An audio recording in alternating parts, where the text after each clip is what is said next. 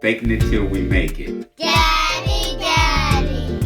It's never a bother to be a father. Welcome to another Fatherhood. Faking it till we make it. I'm excited about this show, and I know y'all hear me start off like that all the time, but I really am because I have some terrific guests. But this guest is no different. I mean, this is my brother from another mother for sure. And we went through a lot, and he is part of the reason why I'm here today because of his support, his caring, concern, and his steadiness. He had no problem with checking people. He didn't check me though, because we would sit here right there. But he had no problem with getting me in an order who was out of order. And so, without further ado, I'll let him introduce himself. Doing, brother? Good to see you. What's your name? My name is Sheldon Silman, man. Everybody call me Heavy. Yes, indeed, boy. We go way back. Like Chevette seats. That's right. It goes back to the back. Yeah. How you doing this evening? Man, I'm good, man. I'm glad to be here, man. This is a blessing and a privilege at the same time. Hey, that makes two of us. So check it out, man. We're gonna get right to it. Just for acknowledging we did this once, and it was awesome, but I was not recording. So it was just a whole lot of conversation that's dingling out in space somewhere. But we're back this time, and I'm excited to have him. Sheldon, right off the bat, who are you? Who is Sheldon Silman? And man, that's an ever-changing, complex question, man. But at this moment, I am he and he am I, but I'm just a good brother, man, just trying to do the right thing, man, hoping that I can say something that'll inspire someone, hopefully more than one. Hopefully I can say something that inspires 100 people, Right. 100,000 people. You know what I mean? If people say, if I could just reach one, I'm greedy, man. I want to reach as many as I can. That's right. That's right. Ain't nothing wrong with it. You know, when the fishermen go out with a net, they don't go out to get one. That's why they come with a net. I know that's right. We try to catch everyone we can, brother. That's right. So tell me, Sheldon, who was your father? What was he like?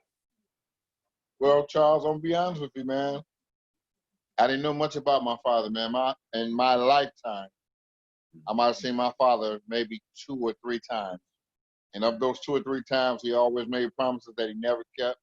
He never came back. He left me sitting on the step for many days, waiting and hoping that he would show up like he said he would. And he never did, man,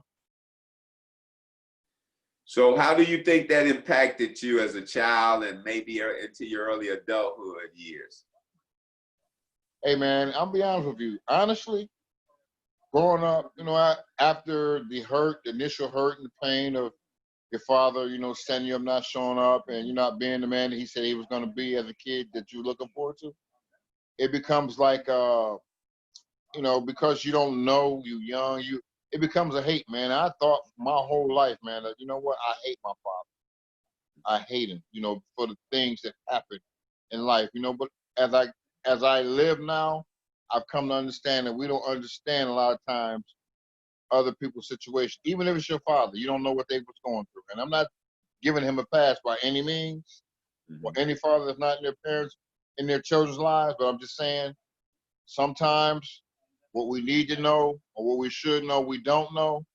And we form our own opinions and we corner off, wall up, close out, all those things I did, and I said, man, you know what? I hate my father. I'll never be like him. And that was just, the fact of the matter, man. Right. Yeah, and you're right about that. We don't know, but the hardest part is assuming, right? Absolutely. And assuming what this person is like or why they're rejecting us or, all that stuff that runs through a young child's head because sometimes they think it was them. And the reality is, as you said it best, I don't know what this dude is going through, right?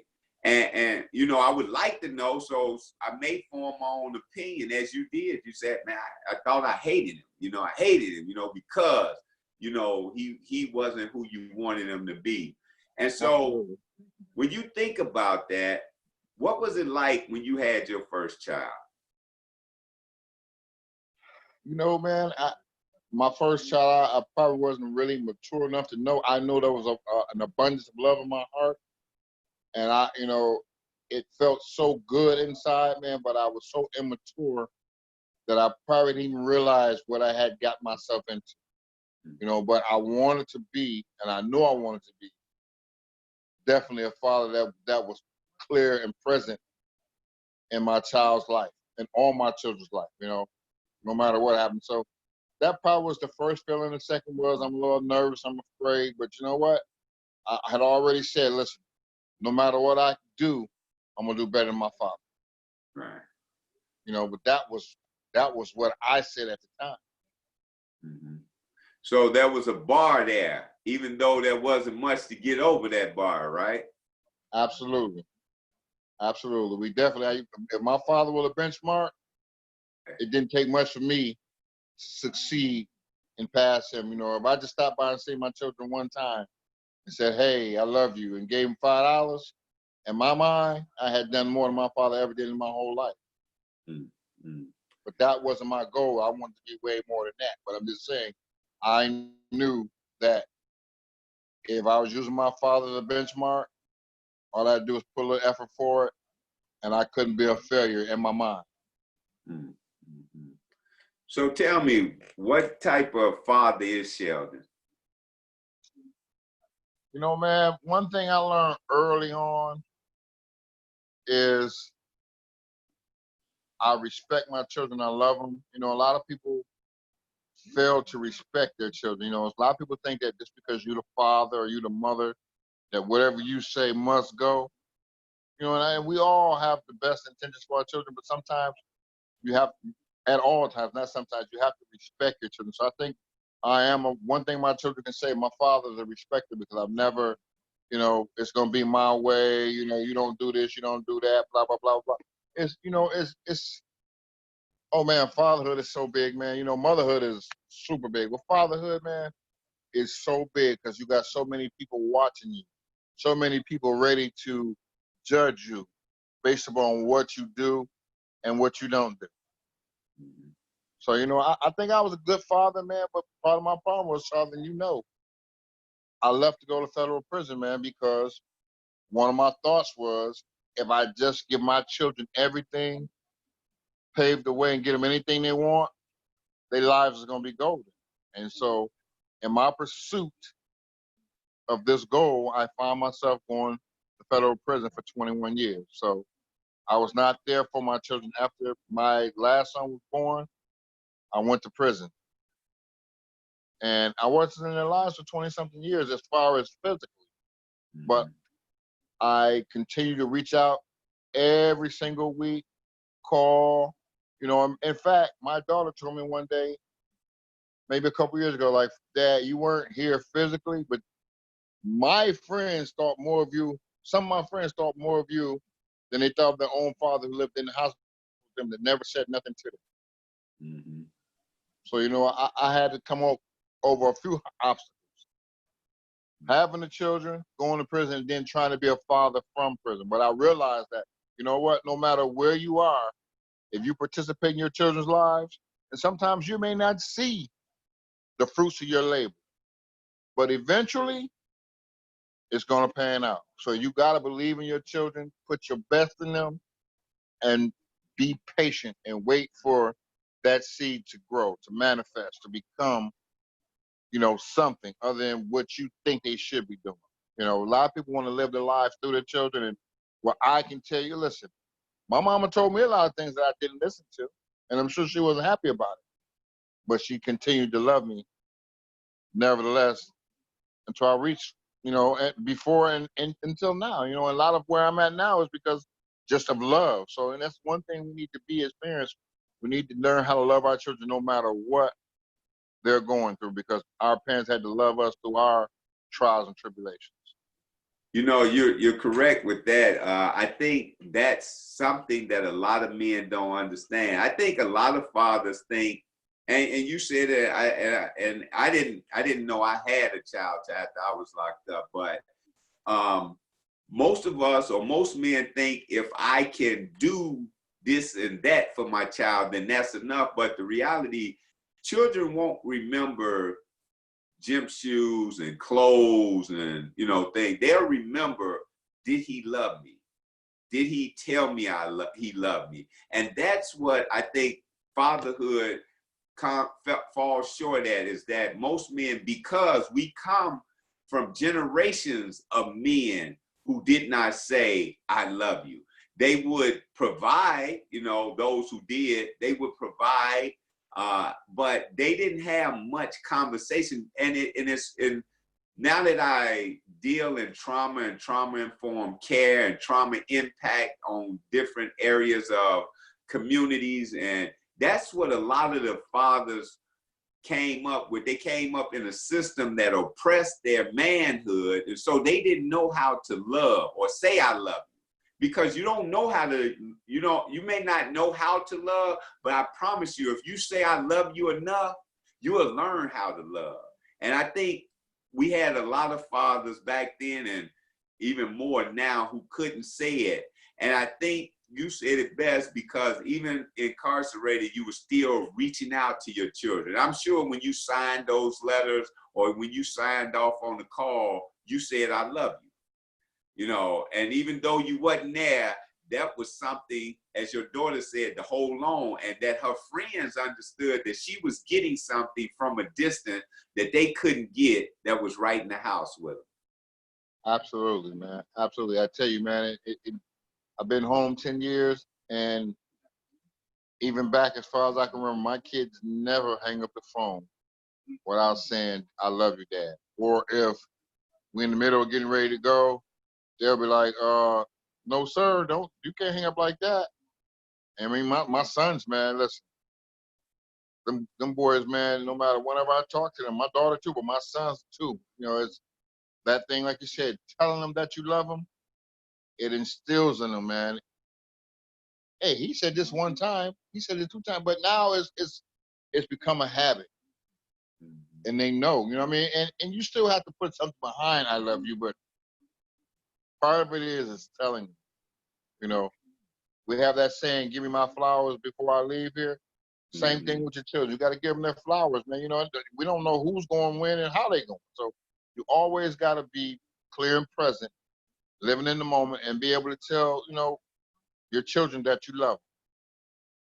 Yeah, you know, I remember, you know, because I was the cameraman in the visiting room, and I would see all these guys up there with their children, no conversation. Like it's, when you with your kid in that situation, there should not be a dead moment, right? There should not be a dead moment, because there's too much space in between this visit and the next, if it's the next one, right?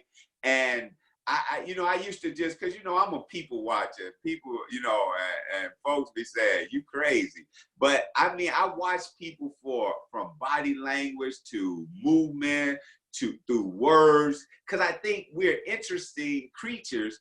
And but I would watch in the visiting room, and I would actually be heated that all these dudes who actually had children that they was able to see, and they shared no kind of raw emotional love to them. And then I knew guys who were so far from home, who couldn't get a visit, who loved their children for real. It wasn't the I love my child because I want to keep the mother, but it was honest, pure, genuine love. And you could see it in them when you talk to them about it, right? And so that was always interesting to me, that, you know, we have this short moment, and you know, you seen my son come up a lot, as well as my cousins now. And you know, I would engage them, right? Engage them, because it's really important that young people know, whether they yours or not, that you love them. And I think one thing you was good at, because you know, you helped a lot of us get into the culinary arts school. And I know a lot of people like, yeah, see you as their big brother, but you was actually showing fatherly love, and you was younger than some or most of them, right? But because you had that dominating personality, you had those dominating features. And I ain't talking about you was a big fat boy, so don't crack on me later. No, I ain't getting at that. But you know, you was pretty big. But I mean, but you was patient with us. You was kind. You were, you know, and you were stern too in some instances, right? Where it needed to be. That was fatherly behavior. Now that I think about it, when I'm thinking about those years we spent together and the conversations we had, you know, it was some fun. It was some encouragement. It was some correction. It was all that. And that's what fathers do. And that's why I tell people all the time, and I have conversations, there's more than one way to be a father. Yeah, you can be legally a biological father, but there are some men who mentor young men and young women, and they like a father to them because they don't have it. There's some grown men that men mentor to that gives them that fatherly presence, because if you grew up without a father, you're always looking for that. And if you can't find it, you in turn become that which you never had to others. And so I just remember, I know a lot of like, yeah, this is my big brother, but really the love you showed, the compassion, the care, the concern, it was really fatherly love. And you got to remember, a lot of dudes in prison did not have a father. You're absolutely right, man. I don't know. I think you just explained it best. It came out of probably not having a father. And, like I said, I never knew my father, man. I thought I hated him my whole life, man. But I'm gonna say one of the most crushing moments of my whole life in prison was when they came and told me, "Hey, your father died."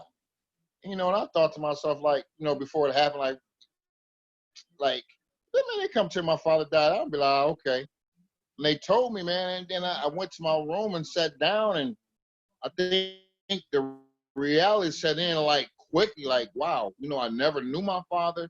I'll never know where I got my traits from, because we all, like I said before, we all can look like our parents and all that, but you just don't know how many other mannerisms you get from your parents through traits, like the way you use the bathroom, the way you watch the TV, the way you say things, the way you laugh. Now, if you know your parent and your father's there, you know why you do the things that you do. Some things I did that I never really understood why I did, but then once I became close to my brothers and sisters through my father, the ones who knew him, or in hearing stories and like talking to my father's sisters and aunts and things like that, I found out a lot of things. I said, wow, I do that. I did that. So I don't know, man. Like you said, not having a father brought that upon us. And I knew when I came to prison, man, that, hey, man, I got to turn. I didn't say it like this, but I knew I had to take a bad situation and make a better situation. So one of the things that I wanted to do, man, was to be a help. I remember asking God all the time, Lord, put me in a position where I can help. And lo and behold, man, I had 30 years. And they let me in the culinary school, and I looked and said, well, how did I get in here? And you only supposed to have 10 years or less to get in here. I had 30 years, and they let me in here. Then I messed around and graduated, and I did so well. They kept me as a clerk and an instructor.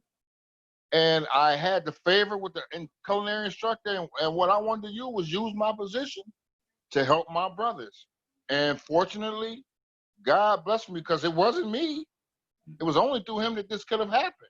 And I mean, Charles, I got a lot of people in the culinary school that didn't belong, that had too much time, or who came that they felt like, they was going to get in, because I knew once I got you in there, now I got to make sure that you produce. I can't get you in here and all you coming here to do is eat, steal, and run back out of here. You got to come in here and you got to take some out of here with you. So I was blessed enough to be strong enough, man, through God's will, to help people get in, to help people put their foolishness down and look at this program as something that they really could use leaving out of here. And I think a lot of people looked at me and said, man, this guy got 30 years. He up in here acting like he go home next week. So I think that might have been, that might have been also catalyst, man. So I mean, it was just a pleasure, man. And you know what?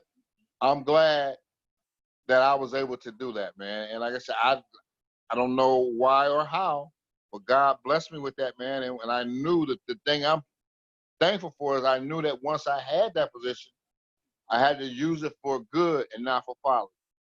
Yeah.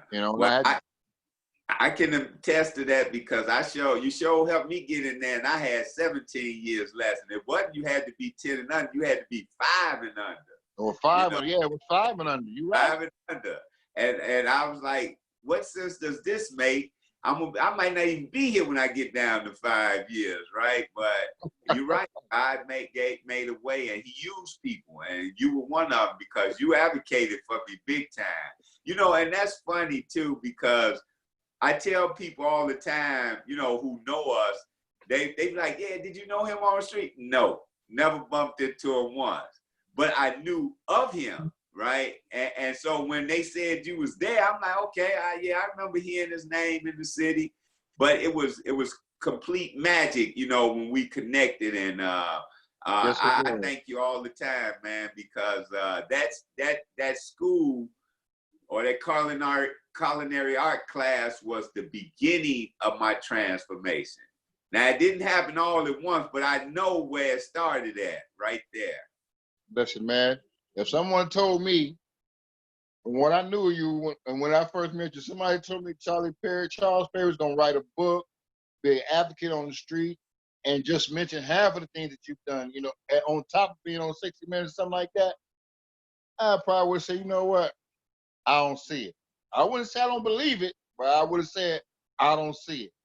But man, listen, it has been a blessing. That's why they tell you all the time, when you can help somebody do it, you don't know where Jesus is at. You don't know who you may be helping. Look at all the lives you've touched. For me to be able to say I had a part in that, man, listen, man, that's just like getting the Mega Millions. Just that alone is a piece of gold.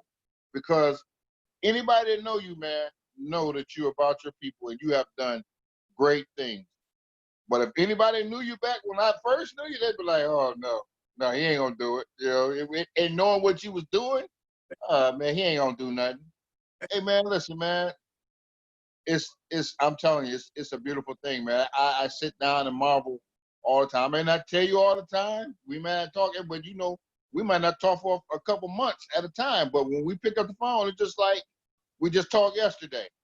And I am telling you, man, I marvel at you, man. You are one of my personal heroes, and I'll put you up against anybody just on the strength of what you do, how you do it, and how you are determined to be who you are, man. You know, if I had something to do with that, you know what, man, I can tell you, man, won't he do it? Yeah. Well, I appreciate that because, you know, like I said, I always tell people that was part of my growth, right? Because you were serious about it. I mean, you were serious about school. You said, man, take these classes. They may not be here forever. And you was an advocate about us getting those classes knocked out. And what happened? One day they was gone, you know. Listen, man, people on the street couldn't, listen, getting a college degree, people getting bachelors and we getting associates and culinary degrees. Listen, this was something, man, it was just, I couldn't believe that we could do that. And I knew we had to take advantage of it. And I knew I would occasionally read something in the paper where somebody was complaining. Somebody wrote a sentence like, man, we need to do this because eventually it's not going to be here for us. But it was there, and God, man, it's so amazing because when I left coming to prison, man, Oxford, Wisconsin wasn't on my map. I want to be next to my house. Put me in Milan, Michigan. They said, you can't be in Milan, Michigan. Well, what's the next best thing? Put me there. And I went to the penitentiary, and I left the penitentiary and came to Oxford. And I was in a daze like, Lord, you know, I begged to get out the penitentiary, Lord. Let me get out the penitentiary. I want to get out the penitentiary life because they're killing people. I went there for the 2 years and I got to Oxford, man. And I was like, oh, this ain't what I wanted. This is not what I wanted. They went to talking that school stuff and the drug program and all that stuff, man. And I was like, man, I ain't thinking about none of this stuff. Man, Lord put on my heart and said, listen, it's here. You better get it. I started, man. When I started and I liked it, I was like, well, I got to tell somebody. No, I got to tell everybody. And man, listen, we turned out some people, man. We turned out some college graduates, man. We got some guys on the street that's doing some amazing things. Amazing, just like you. I was having a conversation with Congressman Danny Davis, and I was telling him how important that Pell Grant was.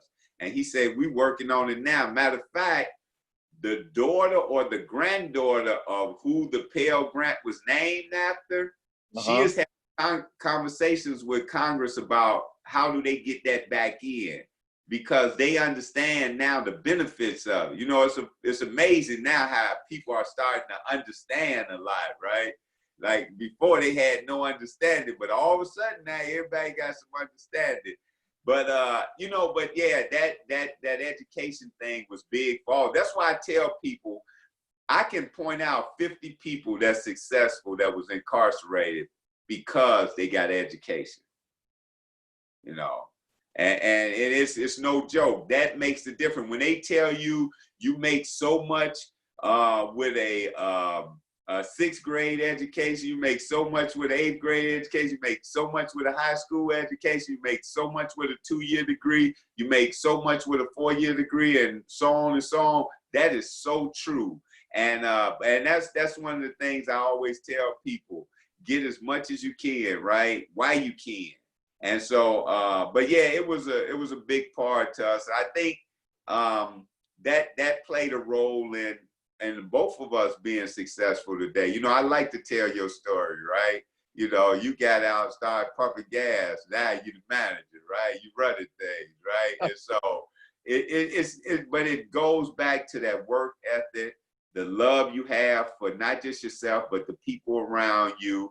And knowing that, hey, we all make mistakes and we can be better. So I got another question for you. Are you a grandparent yet? Man, I am a 9-time grandparent. Wow. So listen, I'm gonna need a loan this year for my Christmas list. Hey, you better do like me, start shopping in June. Hey, they don't know you got it in June. Just put in some nice wrapping paper or a nice Christmas bag. You'll be fine. Absolutely. Hey, I just pulled out some water slides, and my daughter said, "Oh, Daddy just bought that." No, Daddy bought that 2 years ago. It was on sale for $5. This summer we gonna act like it cost the whole $29.99. Oh my goodness, man! That's what we got to do. What we got to do. So what kind of grandparent are you? Man, you know what? I admonish my mom so much about letting the grandkids just do whatever they want to do. And guess what? You do it. Yeah. I do the same thing, man. I do the same thing.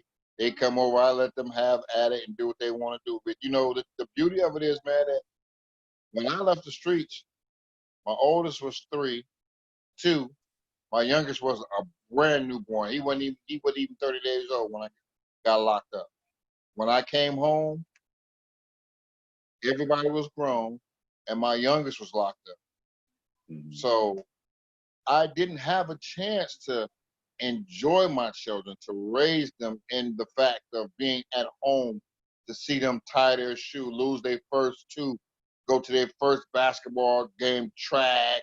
You know, I didn't get a chance to see any of that stuff, man. So now with the grandkids, man, it's just a blessing, man. And I'm a good grandfather, but you know what?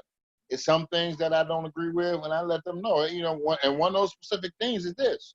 You know, kids today don't eat what you cook. Yeah.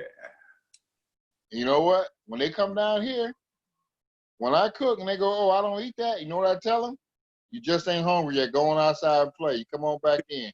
When they come back in, they eat the rooter to the tutor. They'll eat the O out of a dough, and there ain't no O in it. Yeah. So I'm the same way I was. Like you said in the place, man. I love them. I do everything, but I am still stern enough to let them know, hey, certain things you got to do, But man, listen, child, I cannot tell you how sad it is to see people just be so ready to give up on their children, man. Mm-hmm. I don't know. I'm gonna say this, I like you said, I started out pumping gas, and now I'm a manager. I work for Costco wholesale. It's a big outfit. So one of the things that I do is I hire and I also fire people. Mm-hmm. And what I've learned, man, in our people, and probably in the rest of them too, the young people today, man, they come in and they all come off as acting as if somebody owes them something. But what I've learned in my time is you have to show them that you believe in them. You have to be able to talk to them in a manner where you're not being too stern, but you're not being too weak. You know, you're somewhere in the middle of the road, and what they need to know is that you believe in them. And I hire people all the time, and sometimes I hire them within a couple weeks. People say, "Man, you should fire him. Get rid of her. They some garbage." Listen here. There's no such thing as garbage. I met one of my general managers told me a long time ago, there's no such thing as a broken employee. It's the such thing as someone who cares and who learns how to get the best out of them. So with our children, it's the same thing, man. We have to learn how to get the best out of them. We can't think that just because we the parent and we say you do this and you do that and you do it and that makes you a good kid. If the world was like that, man, we would never be able to differentiate. All the kids will be the same. All the people will be the same. There's no one road to heaven. There's no one road to hell. You know, but there are many roads. And what we have to do, man, is learn to love our children for who they are and help them become who they are going to become instead of, hey, because you're not doing it the way I think it should be done, because you out there getting in trouble, I'm going to withhold my love from you. You know, I like the phrase tough love, but some people you can't be so tough on. Some people you got to be on their back with a stick. But you got to know. You got to have the patience. You got to have the time. You got to have the wherewithal to know that once upon a time, I was where this kid was at. I didn't want to hear nothing. I had everything figured out, and that's just the way it was. But for real, inside, I knew I was scared as a deer looking in the headlights. But because no one else could look at me and see that, I stayed on my path to destruction, on my path to where I went, you know, because people didn't know or they didn't understand. You know, I mean, my mother loved me, but that's the thing. We talk about fatherhood. Mothers are there. But I truly believe it takes men, it takes fathers to be in children's lives, to round them out and get them together and get them there. I mean, and there's no disrespect to moms, because there's a bunch of phenomenal children out here who have made the way because of the mothers and all the sacrifices they made. But still, you still need that fatherly experience. I don't, you know, it just, you know, I didn't have it, but I ended up meeting someone who was fatherly to me, and that helped me overcome so many obstacles because I had someone I could look at as a role model, as a father who I could find in, who would tell me when I didn't believe in myself, hey, you could do that. If anybody can do it, you can. You just gotta want to do it. And man, I'm telling you, that made a difference. And that's something we have to do with these kids now, man. We have to make them know that we believe in them, not that we don't believe them. Because we a lot of people take a lot of time to make them know, or at least to tell them, I don't believe in you. You ain't gonna be nothing. You ain't nothing but a crook, a criminal, a thief, a cheat, a liar, a hooker, a prostitute. You everything that's not good because you made a mistake. Listen, I'm gonna leave it with this. He without sin cast the first stone. I'm gonna stand right in front of the rock throwers because I ain't worried about no stone being thrown. Because we've all been through something. Yeah. You know, we're running out of time, but I did not want to miss this point you made. You shared that when you got home, your youngest son was in prison. And so we both share that distinction. Well, not my youngest, but my oldest, and my only at the time, right? But Right. parenting a child in prison, what is that like? After being in prison, man, it's so hard because you know what they're going through. You feel like they may not be having the opportunity, man, and you worry, man. You worry that they taking on that, you know, it's like COVID-19. If you're amongst a whole bunch of people with COVID-19, you bound to have it too. So if you're amongst a bunch of people that's thinking criminally, at least that's what people think, that you're gonna be criminal too. And that's not true. Because a parent can love a child from where they at and build them up, and they can come home and change their lives. You know, but it's tough, man. I'm telling you, having him being away, it was tough, man, because I felt like I bore the brunt of that. Like, this is my fault. You know, and like I say, fortunately for me now, all my children are home, doing well, hitting the mark. You know what? But it took a lot of praying, a lot of talking, a lot of believing, a lot of love. It took a lot, man, and there is no guarantee. It's like going to the roulette table and you're betting your money. You betting on 21, but it may be 22, it may be 19. You know what I mean? So you just don't know. But at least with this, if you try and you stay with it, you got a good chance. And even if your child don't come out right, you can rest at night knowing that you put yourself into this and you did the things that you should do as a parent, instead of saying, "Oh, I'm not even gonna worry about it. I'm giving up. I'm done." So it worked out for me, man. And I pray all the time. I'm praying when your son come home, and I know he got a hell of a role model. I'm praying that he come home and will be able to put his feet on solid ground and want to do the right thing. Because I know who's gonna be on his top when he get home. I know who's gonna be on his top. You know, and I know he gonna have the love and support. But as always, Charles, we don't never know how the ball gonna bounce. You know what I mean? But we, as parents, we should just do all that we can. That's what I know. And we call it faking it till we make it. Listen, fake it till you make it. That's what you got to do. And I agree with that. You know, it's difficult, but there is some solace because you know you made it, right? And you know if this kid is cut from the same cloth as you, he'll make it. And so, you know, I remember when my son got Census, I said, "Hey, son, send me a visiting form. I'll come see you." He said, "No, Dad, I'm going to take the first year to get my mind and body right." Well, I was fresh out of prison. I didn't have money to be traveling to no prison, so that was good for me, right? And then 30 days later, I come in the house, and I see all these visiting forms on the table. I say, "Mama, what's this?" She said, "Oh, little child sent there." I said, "Not to me. He told me he needed a year to get his mind and his body right. So it ain't been nothing but 30 days. He can't be that right yet." And I remember he called. He said, "Hey, Dad, how you doing?" I said, "I'm doing well, son. How you doing?" He said, "You get the visiting form?" I said, "I seen them, but you told me you needed a year to get your mind and body straight." He said, "Oh, Dad, quit playing." Oh, so you was playing then, because I'm serious, right? But you're right. You know, I'm excited about his near return. He is doing great. He graduated with honors. I mean, you was one of them dudes that graduated on the honor roll and all that. And you know, and if they would have had ropes and skulls, you would have had all that too. Now, I always tell everybody, I was, remember they told us that our GPA was higher than the GPA at the campus?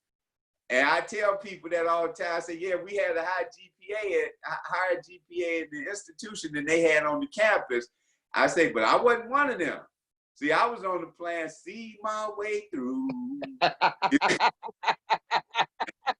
Hey, but I noticed my son, he's on the National Honor Society, all that stuff. And so, you know, but it goes back to what you're saying.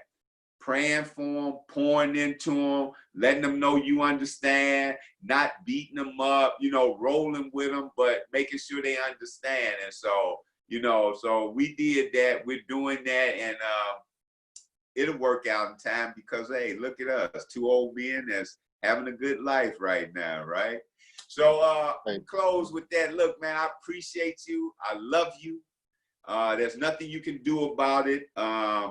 Just thank you for being you, man. I'm telling you, honestly, you have impacted the lives of many. And I know you've been in several institutions. I'm just talking about the one I know you was at, right? So I can imagine the same person, the same personality, it carried over to those other institutions. And so there's a lot of men that are much better today because of your friendship and your fatherhood. So with that, I want to say thank you to everybody for tuning in to this episode of Fatherhood, Faking It Till We Make It. Until next time, peace. Faking it till we make it. Daddy. It's never a bother to be a father.